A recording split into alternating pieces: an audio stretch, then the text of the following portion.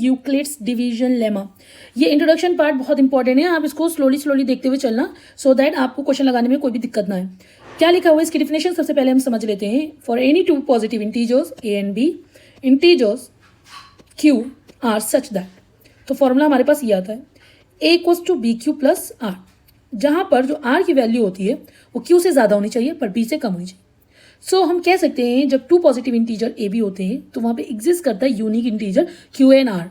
ठीक है, तो ये मैंने बता दिया आपको। अब इसमें क्या होता है, जो ए होता है, ए को हम कह सकते हैं नंबर टू बी डिवाइडेड, मतलब इसको डिविडेंड कहते हैं।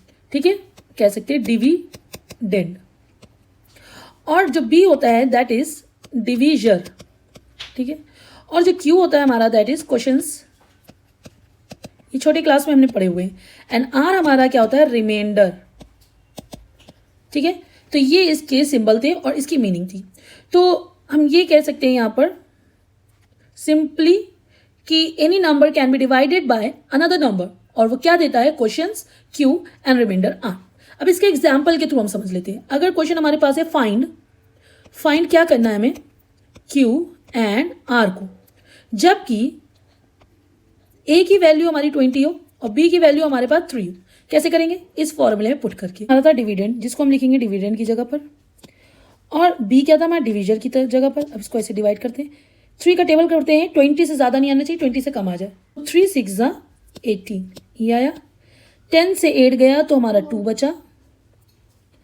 ठीक है, इस तरीके से ये हमारा आ गया। तो अब देखो इसमें रिमाइंडर कितना आया है, आर की जगह पर हमने लिख दिया 2, और क्यू क्या था हमारा, क्वेश्चन की जगह पर हमारा आया है 6, तो यहाँ पे हमने लिख दिया 6। हो गया ना। अब इसको हमने सॉल्व कर लेना है। 18 + 2 20 = 20 आ गया, यही निकालना था। इसको हम फिर से एक बार क्लियर कर देते हैं सो दैट आपको अच्छे से समझ आ जाए। चलो हमारे पास ये एग्जाम्पल जो दिया हुआ है हम इसी से निकालते हैं। ठीक है, अब ये क्या है, 25/7। तो हमें पता है जो डिविडेंड होता है उसे कहते हैं हम लोग ए।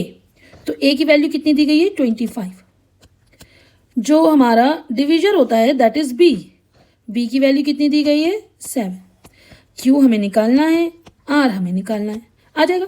7 का टेबल ऐसा पढ़े कि 25 से ज़्यादा ना है, 25 से कम है। 7 1 7, 7 2 14, 7 3 21, 7 4 28, सो 7 3 21।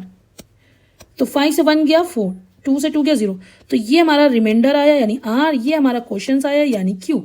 तो अब हम इस फॉर्मूले में लिख देंगे, ए की जगह पे क्या लिखा है 25 प्लस बी की जगह पर 7 इंटू क्यू की जगह पर 3 प्लस आर की जगह पर 4।